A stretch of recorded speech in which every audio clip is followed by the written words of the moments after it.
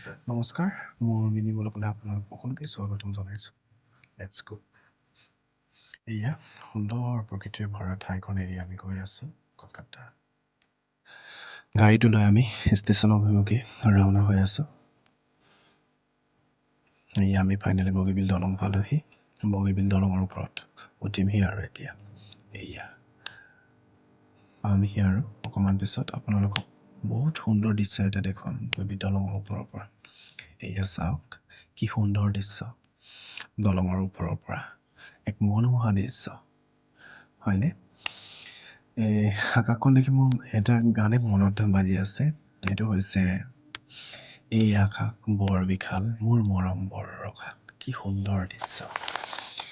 আৰু মহাবাহু ব্ৰহ্মপুত্ৰ, এয়া মহাবাহু ব্ৰহ্মপুত্ৰ মহামিলনৰ তীৰ্থ।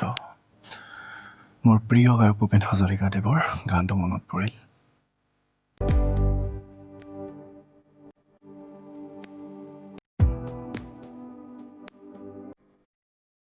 গৈ গৈ হঠাৎ বাগিচা এখন দেখিলোঁ। চাহৰ বাগিচাখন দেখি কেপচাত মাৰিলোঁ। ইমান সুন্দৰ সেউজীয়া পাতেৰে ভৰা চাহৰ বাগিচা এইখন ডিব্ৰুগড়ত। আমি ফাইনেলি ষ্টেচন পালোহি। ষ্টেচন পাই আমি ট্ৰেইনখন চেক কৰিলোঁ, এইটো ট্ৰেইন হয় নে নহয়। আমি নেক্সট দিনা গুৱাহাটী ষ্টেচনত নামিলোঁ। এয়া আমাৰ গুৱাহাটী ষ্টেচন। কিবা এটা ল'বৰ বাবে গৈ আছোঁ।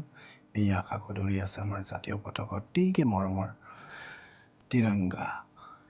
চাওক ইয়াৰ ৰাতিৰ দৃশ্য কি সুন্দৰ। আমাৰ পতাকাখন এয়া চাওক। আমাৰ এইটো ডবল আকৌ আমি গৈ আছোঁ এইফালে। বেগ কেইটা ৰাখিছোঁ, ওপৰত হৈ আছে মোৰ লগৰটো আৰু মই তলত থওঁ। এয়া আমাৰ মোৰ বাৰ্ডটো, এইফালে আইনা এখন দিয়া আছে।